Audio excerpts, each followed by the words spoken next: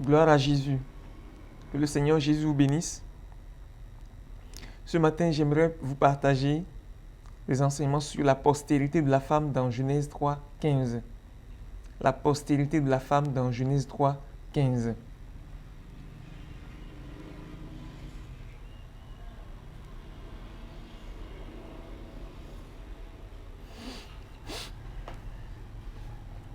Dans Genèse 3, verset 15, Dieu dit au serpent, « Je mettrai inimitié entre toi et la femme, entre ta postérité et sa postérité.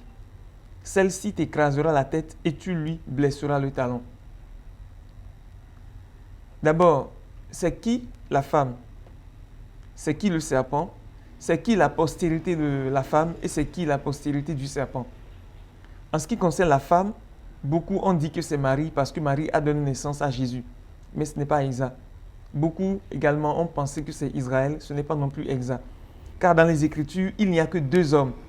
Le premier homme, c'est Adam. Le second et le dernier homme, c'est Christ. À chaque homme, Dieu donne une femme. À Adam, Dieu a donné une femme qu'il a appelée Ève.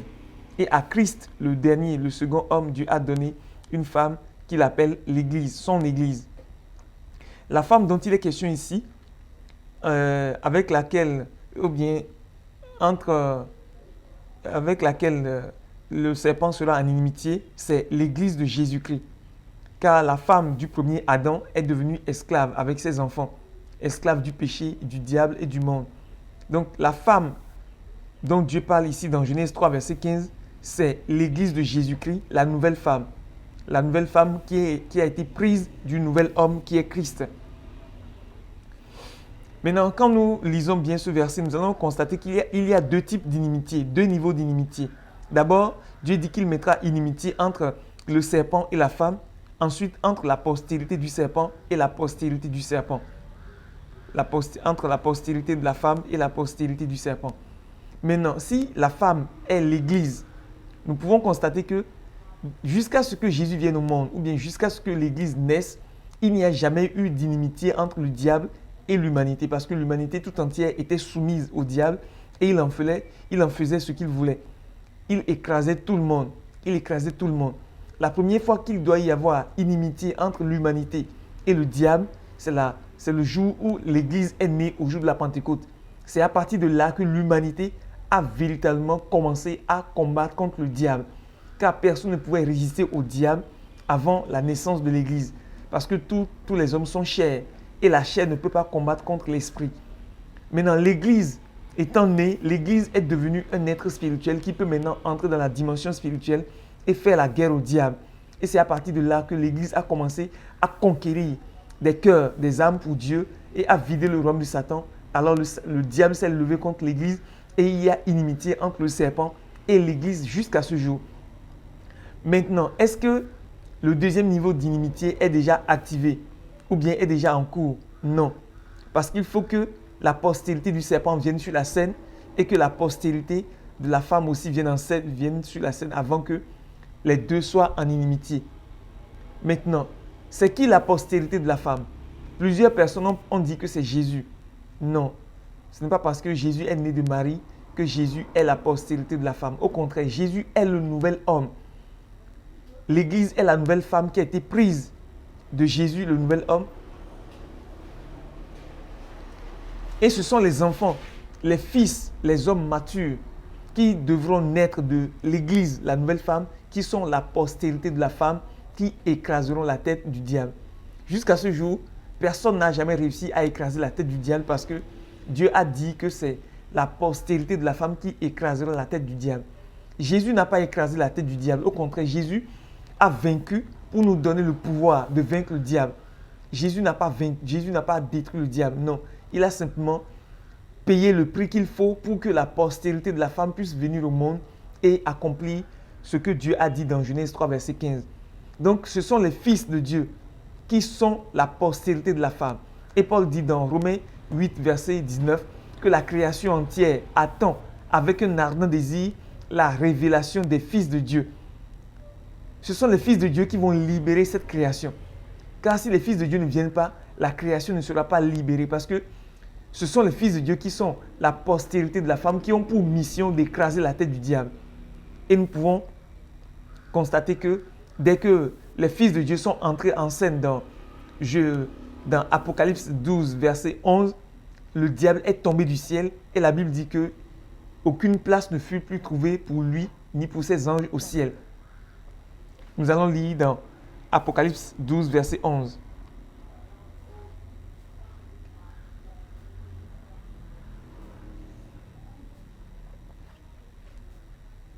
Nous lisons, « Ils l'ont vaincu à cause du sang de l'agneau et à cause de la parole de leur témoignage. Ils n'ont pas aimé leur vie jusqu'à craindre la mort. » Quand des gens lisent ce passage, ils enseignent au peuple de Dieu qu'il s'agit de la chute du diable du ciel au jour de la rébellion qu'il y a eu au ciel. Non, il ne s'agit pas du tout de cette rébellion. Ici, l'homme n'était pas encore... Quand le diable a été chassé du ciel la première fois, l'homme n'avait pas encore été créé. Alors qu'ici, il y a déjà la femme enveloppée. Je vais vous remonter pour vous lire ça depuis le haut.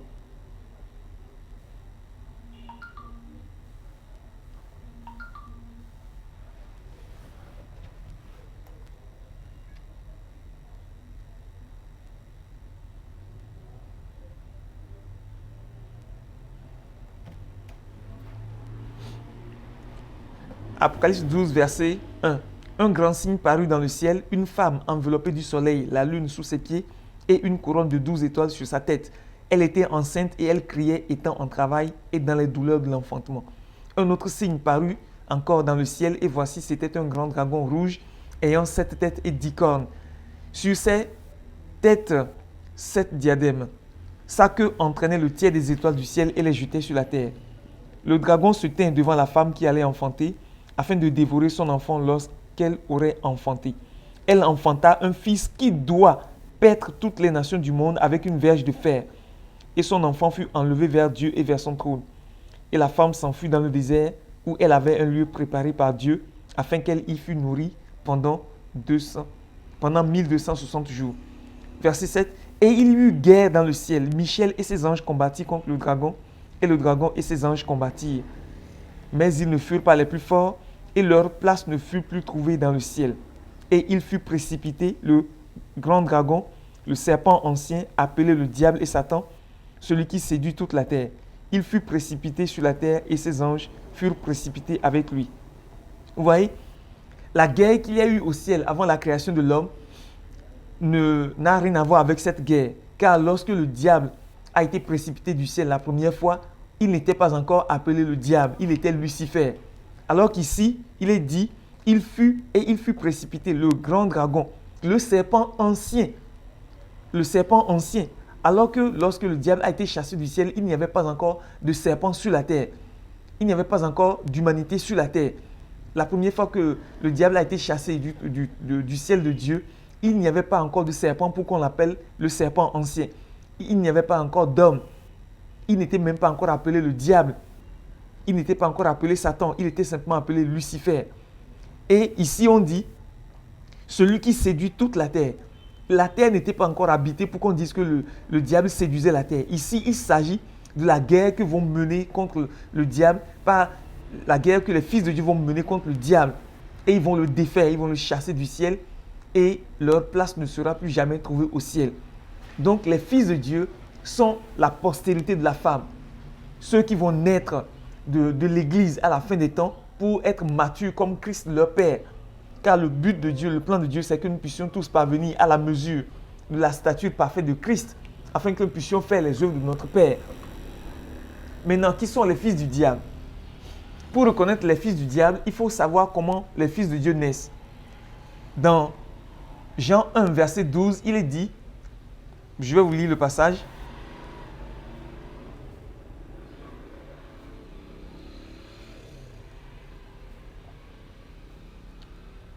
Jean 1, verset 12, il est écrit, « Mais à tous ceux qui l'ont reçu, à ceux qui croient en son nom, elle, la parole, a donné le pouvoir de devenir enfants de Dieu, lesquels sont nés, non du sang, ni de la volonté de la chair, ni de la volonté de l'homme, mais de Dieu. » Les enfants de Dieu naissent comment? On devient enfant de Dieu en recevant la parole de Dieu qui est la vérité. Et lorsque quelqu'un reçoit la parole de Dieu qui est la vérité, la parole de Dieu lui donne le pouvoir de devenir enfant de Dieu. Et à partir de cet instant, cet homme n'est pas devenu un enfant de Dieu par la volonté de l'homme, de la chair ni du sang, mais cet homme est devenu un enfant de Dieu par la volonté de Dieu. De la même manière, l'homme devient un enfant du diable en recevant la parole du diable qui est le mensonge. Quand des gens croient le mensonge du diable qu'ils croient leur donne le pouvoir de devenir enfants du diable. Ils ne sont pas nés, ce ne sont pas des gens qui sont nés de la chair, ni du sang, ni de la volonté de l'homme, mais de la volonté du diable. Une fois que des gens croient au mensonge du diable, le mensonge du diable, la parole du diable qui est le mensonge,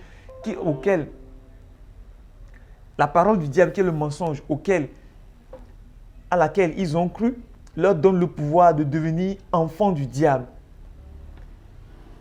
Maintenant, qui sont ceux qui sont enfants du diable, ou bien la postérité du serpent? Ce sont tous ceux qui croient au mensonge et qui vont devenir à la fin des temps les antéchrists. De la même manière que les fils de Dieu, ceux qui croient à la parole de Dieu, dans leur maturité deviennent les fils de Dieu.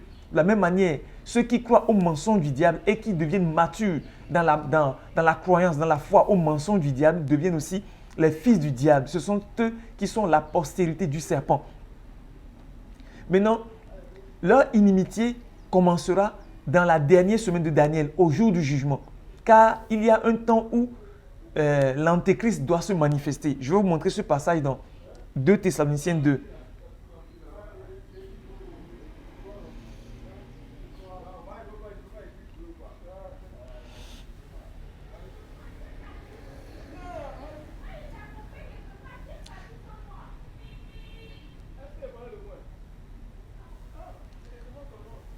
« 2 Thessaloniciens 2, verset 5, Paul dit, « Ne vous souvenez-vous pas que je vous disais ces choses lorsque j'étais encore chez vous, et maintenant vous savez ce qui le retient, afin qu'il ne paraisse qu'en son temps. » Afin qu'il ne paraisse qu'en son temps. Qui doit paraître en son temps? C'est l'antéchrist qui doit paraître en son temps. Et quand l'antéchrist paraîtra, le temps où l'antéchrist paraîtra est le même temps où les fils de Dieu paraîtront. Car les fils de Dieu ne paraîtront pas avant que la dernière semaine de Daniel arrive, c'est-à-dire le jour du jugement arrive. C'est au jour du jugement que les fils de Dieu paraîtront et c'est au jour du jugement que l'antéchrist aussi paraîtra. C'est au jour du jugement que les deux postérités viendront sur la scène et vont se confronter. C'est le jour du jugement qui est le temps de l'antéchrist. Comme Paul l'a dit, il ne paraîtra qu'en son temps. Et si vous voulez voir le temps où l'antéchrist paraîtra, il faut retourner dans Daniel 9, verset 25 ou 26.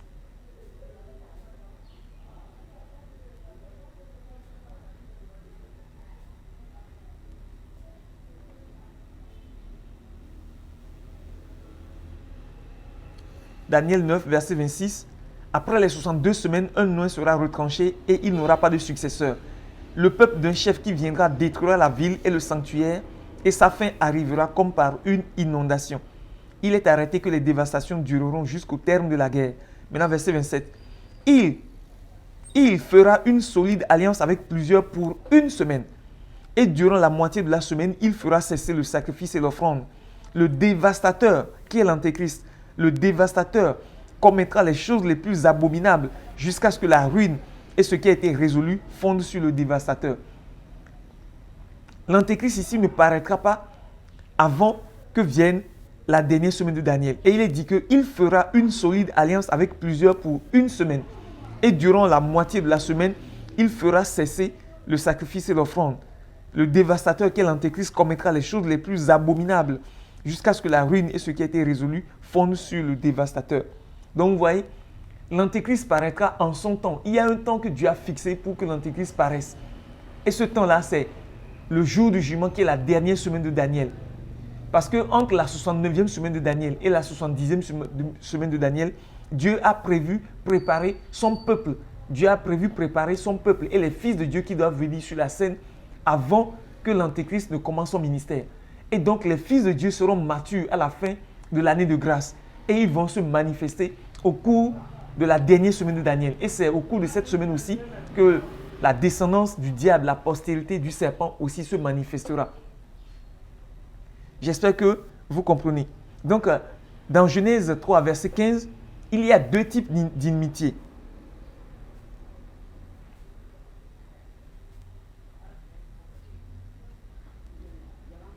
Dans Genèse 3, verset 15, il y a deux types d'inimitié.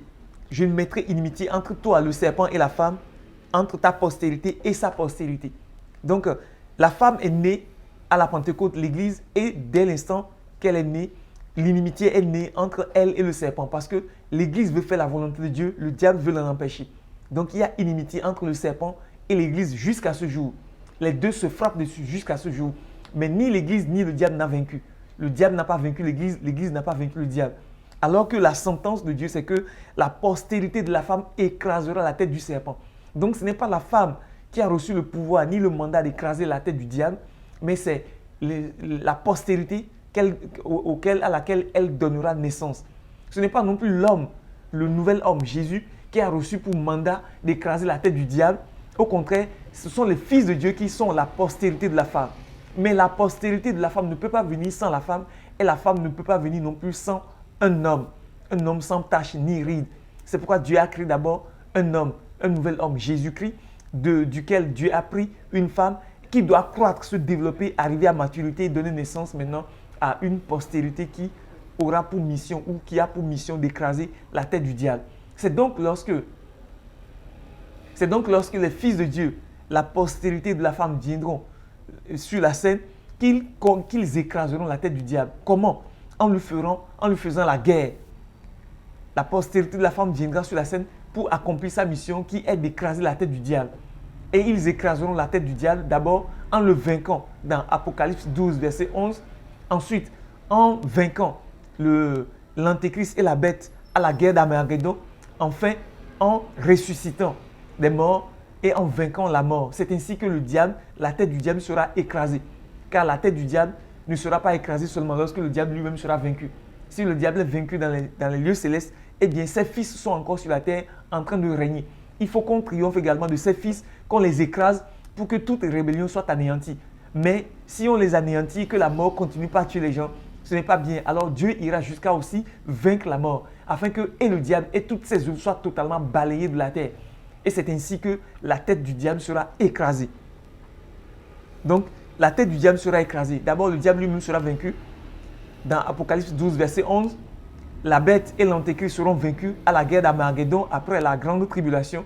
Enfin, il y aura la résurrection des morts où la mort sera vaincue. Et quand la mort sera vaincue, alors on dira que la victoire totale a été remportée sur tout ennemi. C'est ainsi que la tête du diable sera écrasée. Frères, c'est vous et moi qui sommes appelés à être les fils de Dieu qui doivent délivrer ce monde-là. Parce que Paul dit dans Romains 8, verset 19 à 23, que toute la création soupire et souffre dans les douleurs de l'enfantement. Parce elle désire être libérée de la corruption, de l'esclavage. Elle désire être libérée de l'esclavage, de la corruption. Elle désire être libérée et elle soupire, elle gémit. Elle attend la révélation des fils de Dieu. Nous sommes ceux que la création entière attend. Tant que nous ne serons pas manifestés, la création continuera pas à gémir. C'est pourquoi nous sommes tous appelés à devenir matures, à parvenir à la maturité, à la mesure de la stature parfaite de Christ, afin que Dieu puisse nous utiliser comme les fils de Dieu pour écraser la tête du diable et libérer la création qui souffre jusqu'à ce jour. Frères, vous avez une mission, celle de vous préparer, de vous laisser entre les mains de Dieu afin que Dieu vous utilise comme les libérateurs que nous sommes appelés à être. Car il est écrit dans Abdias 21 que des libérateurs monteront sur le mont Sion pour juger la montagne d'Ésaü. La montagne d'Ésaü, c'est la race d'Adam, ceux qui vivent selon la chair. Et les libérateurs qui monteront sur la montagne de Sion, ce sont les fils de Dieu. Et la montagne de Sion elle-même est le royaume de Dieu. Nous devons monter sur la montagne de Dieu. Nous devons monter sur la montagne de Sion. Nous devons arriver au sommet de cette montagne et recevoir autorité pour juger la montagne d'Ésaü qui est une montagne de rébellion. La chair se rebelle toujours contre Dieu. Nous sommes appelés à être des libérateurs. Donc mes frères, vous êtes appelés à être des libérateurs. Sachez que vous êtes appelés à être des libérateurs. Cessez de croire des mensonges qui nous disent que nous allons partir. Non, si nous partons, qui va libérer la terre? Nous sommes les libérateurs et nous devons libérer la terre en combattant contre tous les ennemis de Christ et les vaincre l'un après l'autre jusqu'à ce que la victoire totale soit remportée sur tout ennemi et que le nom de Dieu soit glorifié. Que le Seigneur Jésus vous bénisse. Si ces enseignements vous édifient, n'hésitez pas à les partager afin que plus de personnes en soient informées. Que le nom de Dieu soit béni dans vos vies. Amen.